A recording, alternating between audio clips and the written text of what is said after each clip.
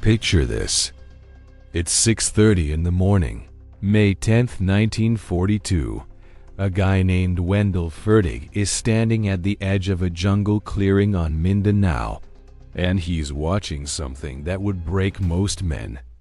Column after column of American and Filipino soldiers marching toward Japanese prison camps. We're talking about 78,000 troops laying down their weapons. Fertig's 41, a mining engineer from Colorado who has been in the Philippines for 6 years building infrastructure for mining operations. The Japanese had just steamrolled onto Mindanao with overwhelming numbers. General William Sharp had signed the official surrender for every American soldier on the island. The order was crystal clear. Drop your weapons, report to the nearest Japanese garrison, or face execution if you refuse. Pretty straightforward choice, right? But Fertig knew exactly what surrender actually meant. Word about the Bataan Death March had already spread through the bamboo telegraph to Mindanao. Thousands of prisoners had died during that brutal 60-mile forced march. Soldiers bayoneted simply for falling behind. Men literally buried alive for stopping to get water. Fertig stands there watching that final column of surrendering soldiers fade down the muddy road. He's got two options in front of him. Walk into a Japanese prison camp where he'll probably die, or disappear into the jungle where he'll definitely be hunted down. He turns around and walks straight into the jungle. Now, Mindanao isn't some small island. We're talking 36,000 square miles of mountains, dense rainforest, and swampland. Bigger than Indiana, if you want a comparison. The Japanese had locked down the coastal cities and main highways, but the interior? That was a completely different world. Tribal villages scattered throughout volcanic highlands. Muslim communities in the southern regions who'd been resisting foreign invaders for 4 centuries. Christian Filipino farmers who absolutely hated the Japanese occupation. And somewhere up in those mountains, other Americans who'd also said no to surrender. Fertig's got nothing. 0 weapons, no radio equipment, no food supplies, no cash, no soldiers under his command. All he's got is his engineering background and 6 years of working relationships with Filipino people. Meanwhile, the Japanese have 50,000 troops on Mindanao. They control every port, every airfield, every major city. They've got aircraft, artillery, tanks, naval vessels patrolling the entire coastline. Their policy for guerrillas is simple and brutal. Capture and public execution, usually by beheading, sometimes by burning people alive. Within weeks after the surrender, Japanese patrols start actively hunting Americans who escaped into the jungle. They're offering rewards to any Filipino who turns in an American. They're burning entire villages suspected of hiding fugitives. They're executing whole families just to make examples. Fertig spends those first weeks in the jungle sick with malaria, hiding out in the camp of this old American settler named Jacob Dykir, who'd been living in the Philippines since the Spanish-American War. From there, Fertig watches Japanese prisoner columns march past on the road below. He sees Filipino civilians getting beaten for not bowing to Japanese soldiers. He's watching an entire country getting crushed under occupation. And that's when he starts thinking about something that sounds completely insane. What if all these scattered Americans hiding in the jungle could actually be organized? What if these Filipino resistance fighters could be unified under one command structure? What if you could build an actual army from absolutely nothing in the middle of enemy-controlled territory with no supplies, no weapons, and 0 contact with the outside world? It's completely insane. Fertig knows it's insane. He's an engineer, not some combat commander. He's never led troops into battle. He has no actual authority to command anyone. But in July 1942, Fertig makes a decision that he's either going to save thousands of lives or get him executed as a war criminal. If you want to see how Fertig's impossible plan actually worked out, hit that like button. It genuinely helps us share more forgotten history. Subscribe if you haven't already. Back to Fertig. The guy needs rank. In the Philippines, military authority meant everything. Filipino soldiers aren't going to follow some lieutenant colonel when there are other colonels scattered around the island. So Fertig does something unprecedented. He finds a Filipino metalsmith, has the guy fashion 2 silver stars from old coins. And Wendell Fertig, mining engineer from Colorado, promotes himself to brigadier general. By dawn on September 12, 1942, Fertig declares himself commander of all American forces on Mindanao. By noon that same day, he's officially the most wanted man on an island occupied by 50,000 Japanese soldiers. Fertig's first major problem is legitimacy. He's a self-appointed general with no troops, no weapons, and no communication with MacArthur's headquarters down in Australia. Filipino resistance fighters are scattered all over Mindanao in dozens of independent groups. Some are former Philippine Army soldiers. Some are civilian volunteers. Some are straight-up bandits using the war as cover for robbery. And they're fighting each other almost as much as they're fighting the Japanese. In the mountains south of Lake Llano, Fertig finds his first real ally, a Filipino constabulary captain named Luis Morgan. Morgan's mestizo, half American, half Filipino. He's been fighting the Japanese since the surrender with a small group of armed men. Morgan understands something critical here. The Filipino guerrillas will never unite under a Filipino commander. There are too many tribal rivalries, too many religious divisions, too many personal grudges going back generations. But they might unite under an American. Because an American means one thing to every Filipino on Mindanao. MacArthur's coming back. The Americans haven't abandoned them. Morgan agrees to serve as Fertig's executive officer. In exchange, Fertig becomes the face of the resistance, the American general who represents the promise that liberation is actually coming. But Fertig's facing a problem that no amount of rank can solve. Mindanao isn't really one island. It's a dozen different worlds crammed together. Up north, you've got Christian Filipinos educated in American schools who speak English. Down south and west, you've got the Moras, Muslims who've been fighting invaders since the Spanish showed up 4 centuries ago. The Moras don't trust anyone. Not Christians, not Americans, not even other Moro tribes. In the highlands, you've got pagan tribes who've never been conquered by anybody. Each group has its own language, its own customs, its own reasons to distrust outsiders. The Japanese are actively exploiting these divisions. They're recruiting collaborators from every community, spreading rumors that Americans have permanently abandoned the Philippines, paying informants in rice and money to report guerrilla movements. Every single village Fertig enters could be a trap. And there's an even deeper problem. Fertig has absolutely no way to contact Australia. No way to prove MacArthur even knows he exists. No way to request supplies, weapons, or ammunition. The guerrillas are fighting with ancient rifles, homemade shotguns, and bolo knives. Some units literally have 1 bullet per man.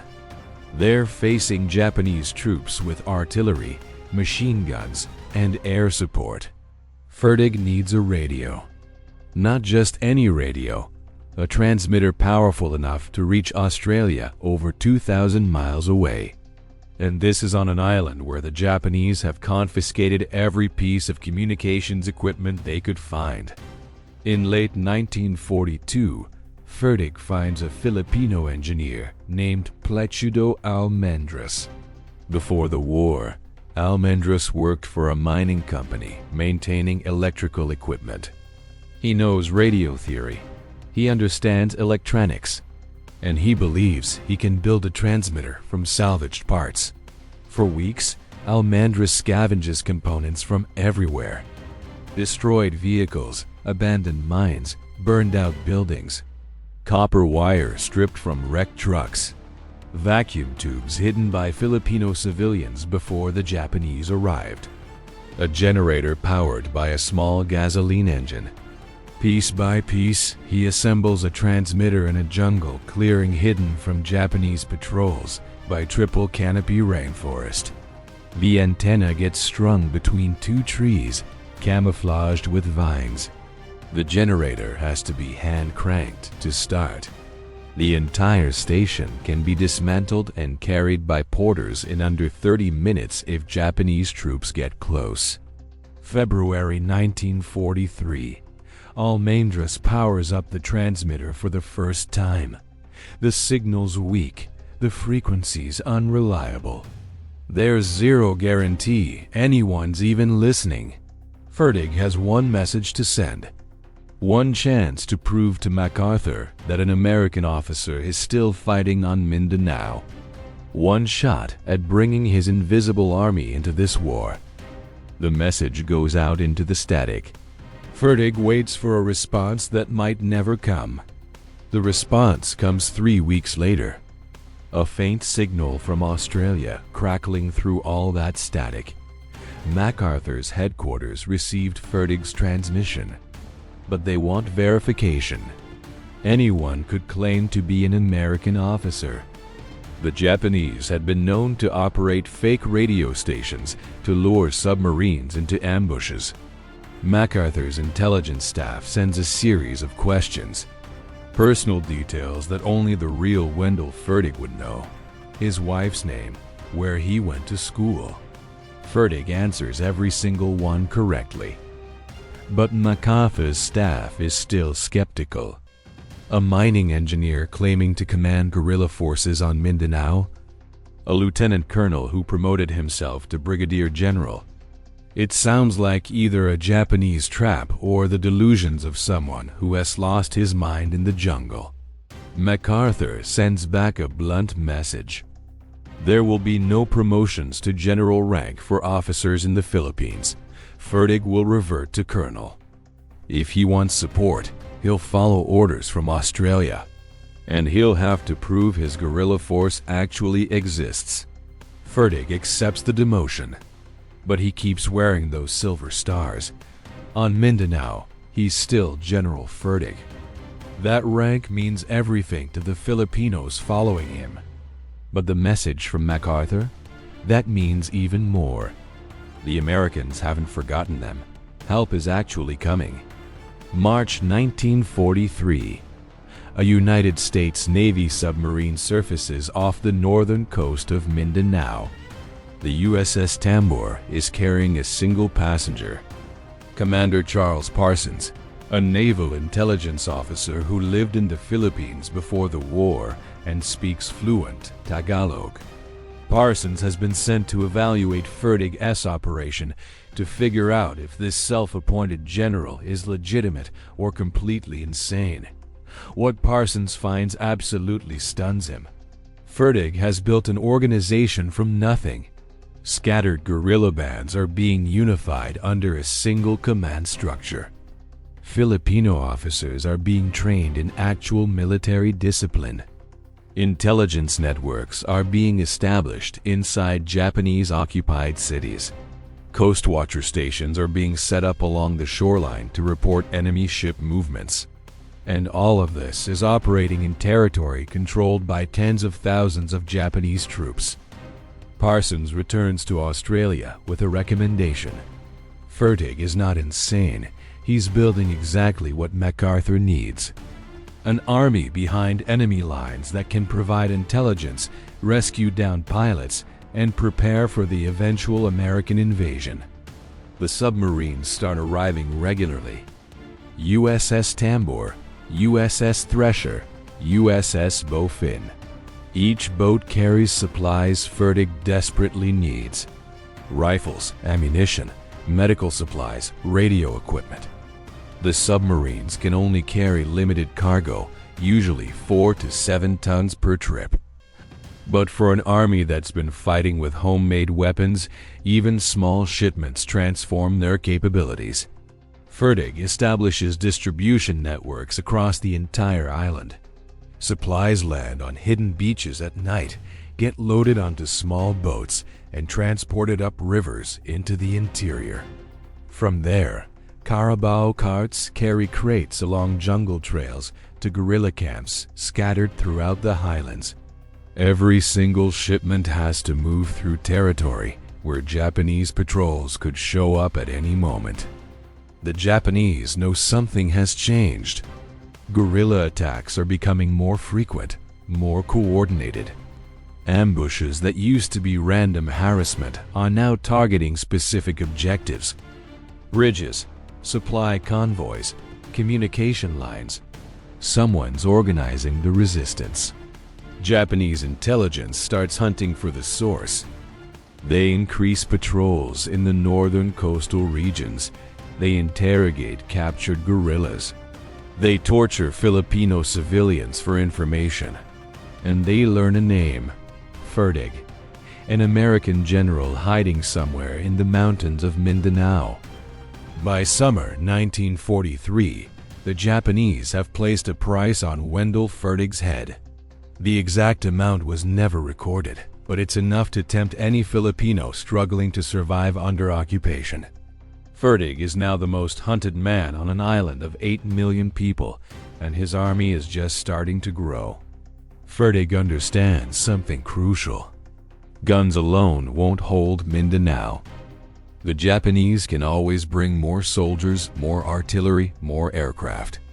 But they can't govern an island whose people refuse to be governed. Fertig isn't just building an army. He's building a nation. By mid-1943, Fertig has established a civil government across guerrilla-controlled territory. The structure mirrors the pre-war Philippine Commonwealth.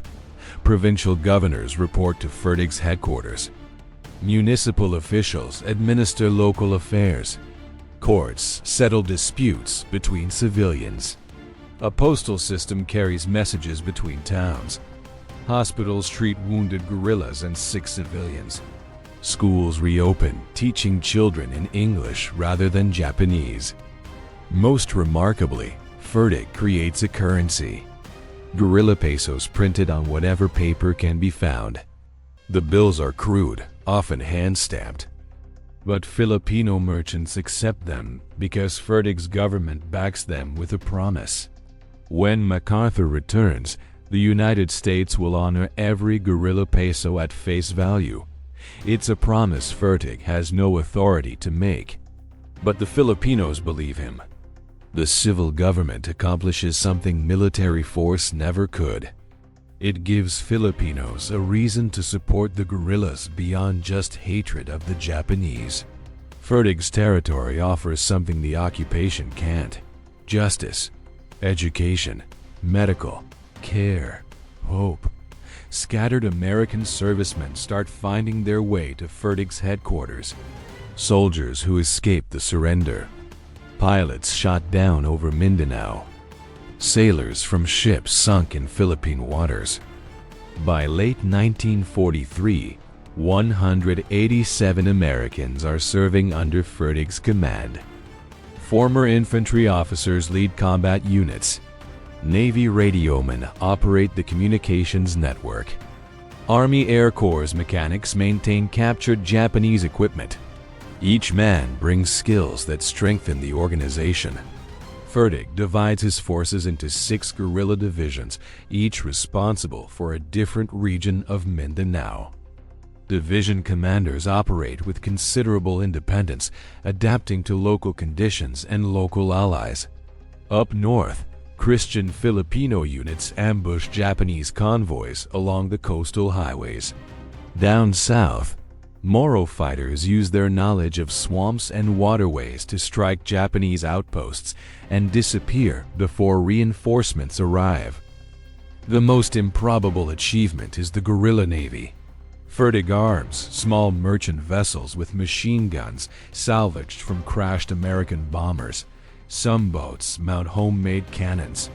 One vessel gets armored with circular saw blades taken from abandoned lumber mills. These improvised warships attack Japanese coastal shipping, intercepting supply barges and patrol boats. In one engagement, a guerrilla sailing ship armed with a 20mm cannon shoots down a Japanese medium bomber.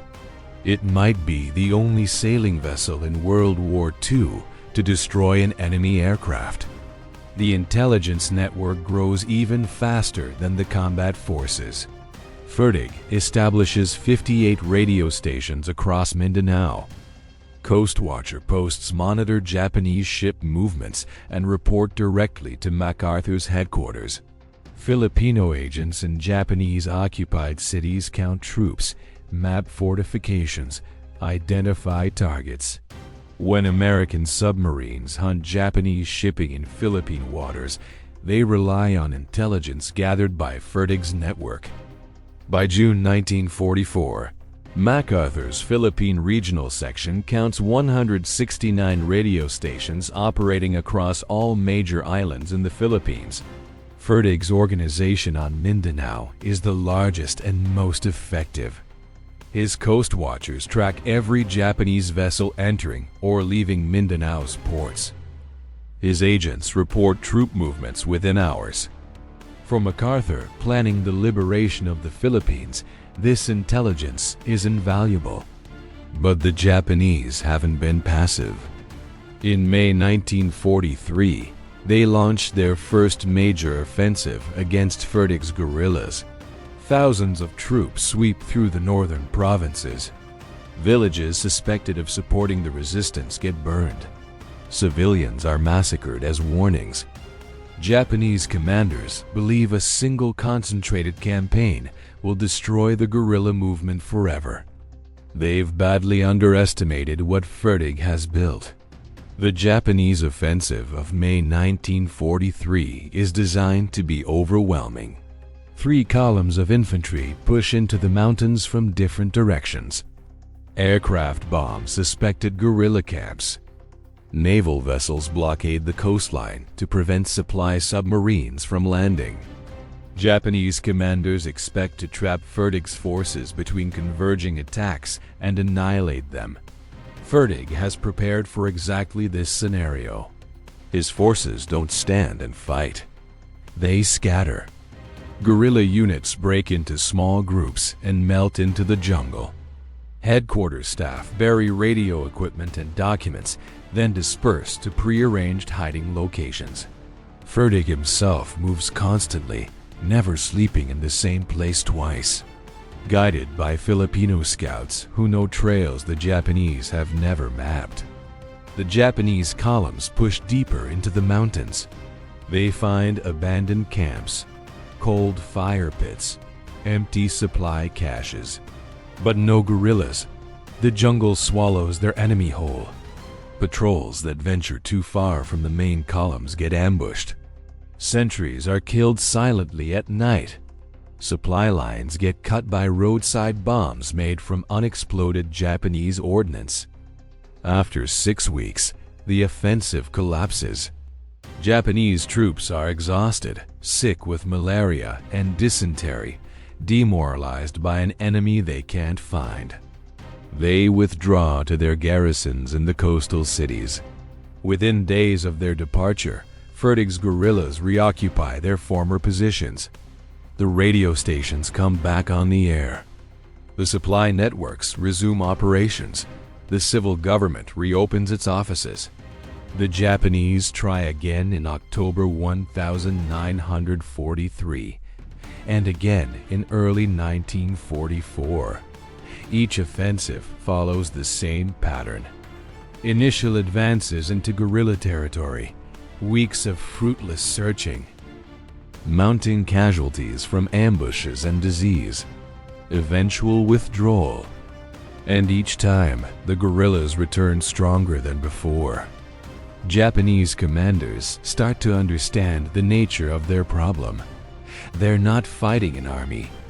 They're fighting a population. Every Filipino farmer could be a spy. Every village could be a supply depot. Every jungle trail could be an ambush site. Controlling Mindanao would require garrisoning every town, patrolling every road, watching every civilian. They don't have enough soldiers. The atrocities backfire catastrophically. Japanese troops burn villages to punish guerrilla supporters. They execute civilians as examples. They torture prisoners for information. Each atrocity drives more Filipinos into Fertig's organization. Farmers who tried to stay neutral joined the resistance after watching Japanese soldiers murder their neighbors. Young men who hid from both sides volunteer for combat units. The Japanese are creating the very army they're trying to destroy. By mid-1944, Japanese intelligence estimates Fertig commands over 30,000 armed guerrillas. The actual number is impossible to determine. Fertig's organization blurs the line between soldiers and civilians. A farmer might plant rice in the morning and carry ammunition to a guerrilla camp in the afternoon. A fisherman might transport supplies by boat at night and sell fish in a Japanese-controlled market the next day. The entire population has become the enemy. Japanese headquarters in Manila reaches a grim conclusion. Resources desperately needed elsewhere as American forces advance across the Pacific. One soldier protecting supply lines for every 3 soldiers facing the American invasion. A captured Japanese staff document summarizes the situation in a single sentence. It is impossible to fight the enemy and at the same time suppress the activities of the guerrillas. October 1944, American forces land on the island of Leyte, 300 miles north of Mindanao. MacArthur has returned. The liberation of the Philippines has begun, and Fertig's guerrillas are about to face their greatest test. MacArthur's return changes everything. For 2 years, Fertig's guerrillas have operated in isolation, surviving on submarine deliveries and captured Japanese equipment. Now they become the forward element of an invasion force. Every piece of intelligence they gather, every Japanese soldier they kill, every supply line they cut directly supports the American advance. The submarines arrive with new urgency. USS Narwhal, one of the largest submarines in the Pacific Fleet, can deliver 100 tons of cargo per trip. Crates of M1 rifles replace the ancient Springfields and homemade weapons. Cases of ammunition allow units to stockpile supplies for sustained operations. Radios, medical equipment, and explosives pour into guerrilla camps across Mindanao. MacArthur's headquarters issues new orders. Fertig's forces are to intensify operations against Japanese communications, cut telephone lines, destroy bridges, ambush messengers. The Japanese garrison on Mindanao has to be isolated, unable to coordinate with forces on other islands, unable to request reinforcements, unable to report American movements. The guerrillas respond with a campaign of systematic destruction. In November 1944, sabotage teams cut the main telephone cables connecting Japanese headquarters in Davao with garrisons across the island. Repair crews sent to fix the lines get ambushed. When the Japanese switch to radio communications, guerrilla direction-finding teams locate their transmitters. Coordinates get relayed to American aircraft. Within hours, Japanese radio stations are bombed into silence. Transportation networks collapse under constant attack. Bridges that survived 3 years of guerrilla harassment are now demolished with American-supplied explosives. Roads get blocked with felled trees and disabled vehicles. Japanese convoys that once moved freely between cities now require heavily armed escorts. Even then, ambushes inflict steady casualties. A Japanese battalion that needed 2 days to march between garrisons before the invasion now needs 2 weeks. The intelligence flowing to MacArthur's headquarters reaches unprecedented volume. Coast Watcher stations report every Japanese ship movement in real time. Agents inside Davao count troops, identify unit insignia, map defensive positions. When American planners prepare for the Mindanao invasion, they have more detailed information about Japanese dispositions than for almost any other operation in the Pacific War. Japanese commanders face an impossible situation. American forces are advancing through the Philippines. Leyte has fallen. Luzon is under assault. Every available soldier is needed to defend against the main invasion. But pulling troops from Mindanao would leave garrisons vulnerable to guerrilla attack. Leaving troops on Mindanao means fewer defenders where the Americans are actually landing. The guerrillas have created a strategic paralysis. In desperation, Japanese headquarters orders a final offensive against Fertig's strongholds. If the guerrillas can be crushed before the American invasion, troops can be freed for other operations. In early 1945, Japanese columns again push into the mountains. They find the same result as every previous offensive: empty camps, vanishing enemies, ambushes on every trail. Mounting casualties from an opponent who refuses to stand and fight. The offensive is still underway when American forces land on Mindanao. April 17, 1945.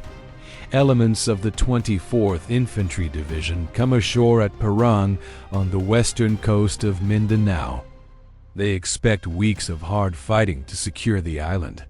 What they find astonishes them. Fertig's guerrillas have already cleared the beach defenses. Japanese troops that should have opposed the landing are dead, wounded, or trapped in the mountains by guerrilla roadblocks. American soldiers moving inland are met by uniformed Filipino troops who've been fighting for 3 years. Guides who know every trail.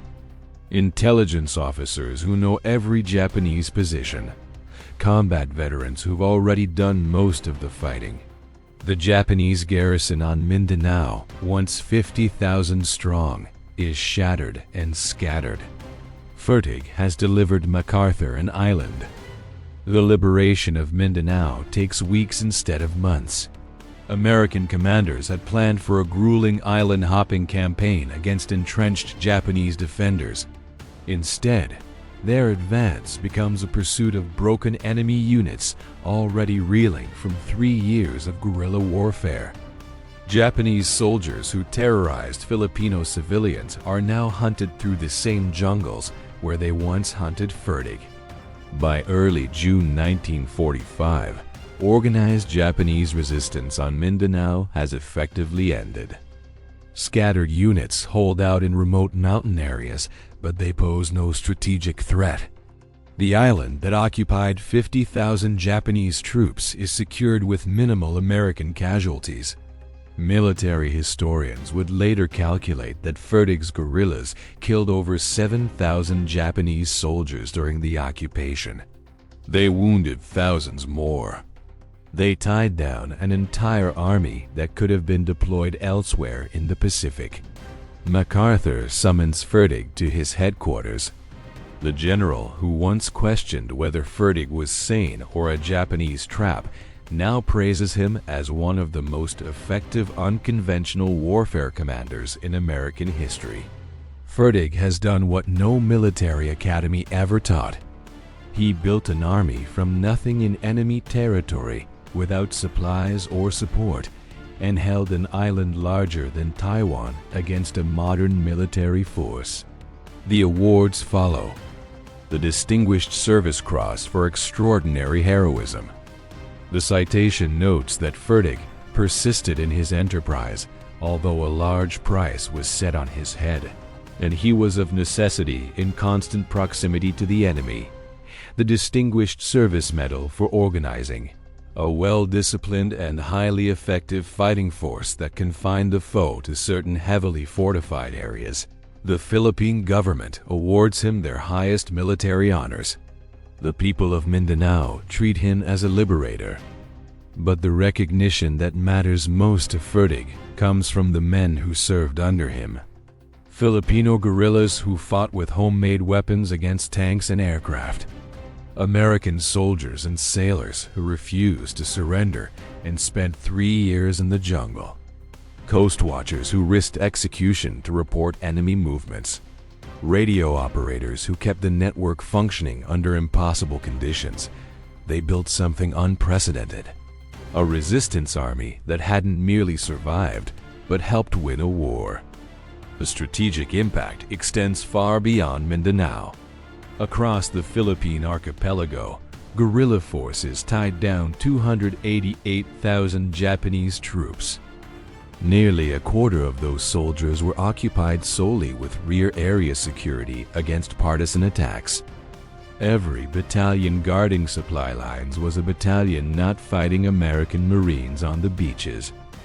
Every soldier hunting guerrillas was a soldier not manning defensive positions. The Filipino resistance multiplied American combat power without costing American lives. Japanese commanders understood this too late. Their own after-action reports acknowledged the impossible mathematics they faced. Suppressing guerrillas required troops. Troops pulled from combat units weakened defenses. Weakened defenses meant faster American advances. Military planners in Washington studied Fertig's methods. An engineer with no special forces training had accomplished what entire armies couldn't. He understood that guerrilla warfare wasn't primarily about killing the enemy. It was about building an organization, creating legitimacy, winning the support of the population, making the occupier's position untenable through 1,000 small cuts rather than a single decisive battle. The lessons would reshape American military doctrine for decades to come. In the emerging Cold War, the ability to organize resistance movements behind enemy lines became a strategic priority. The military needed officers who understood what Fertig had learned in the jungles of Mindanao. The war was over. But Wendell Fertig's most lasting contribution was just beginning. Wendell Fertig returned to the United States in late 1945. He was 54 years old. He'd spent 3 years in the jungle, hunted by an army, surviving on rice and determination. His hair had turned white. His body was ravaged by repeated bouts of malaria. But his mind was already focused on what came next. The Cold War was beginning. American military planners recognized that future conflicts might require exactly the skills Fertig had demonstrated. The ability to organize resistance movements, to build armies from local populations, to fight unconventional wars against superior forces. Fertig was assigned to help create something new. A military unit dedicated to special operations and psychological warfare. From 1951 to 1953, Fertig served as Special Forces Plans Officer and Deputy Chief of Psychological Warfare at Army Headquarters in Washington. He helped establish the Psychological Warfare Center at Fort Bragg, North Carolina. That center would later become the John F. Kennedy Special Warfare Center and School, the home of the Green Berets. Every Special Forces soldier trained at Fort Bragg learned doctrine that traced directly back to what Fertig discovered on Mindanao. Fertig retired from the Army in the mid-1950s. He returned to Colorado and ran a mining company until his death on March 24, 1975.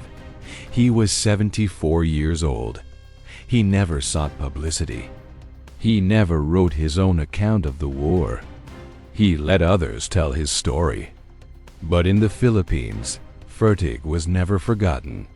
When he returned to Mindanao after the war, Filipinos lined the streets to greet him.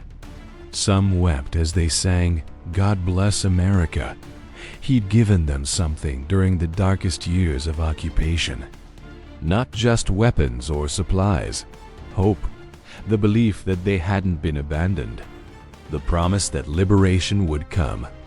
One military historian ranked Fertig among the 10 greatest guerrilla leaders in human history, alongside names like Lawrence of Arabia and Mao Zedong. An engineer from Colorado who never commanded troops in battle before 1942. A man who built an army of 35,000 from scattered refugees hiding in the jungle. A man who held an island against 50,000 enemy soldiers for 3 years with bullets made from curtain rods. The Filipino government preserved his memory. Veterans organizations honored his surviving guerrillas. The story passed from generation to generation.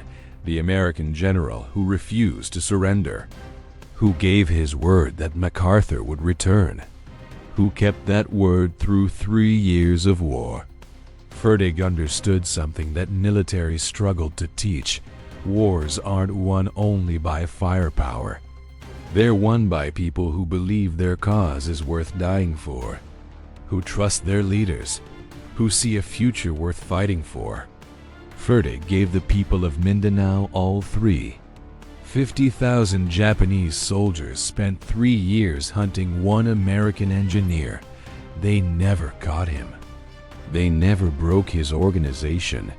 They never conquered his island. Some men are remembered for the battles they won. Wendell Fertig should be remembered for the army he built, for the nation he created in the jungle, for the hope he kept alive when hope seemed impossible. If this story moved you the way it moved us, do me a favor. Hit that like button.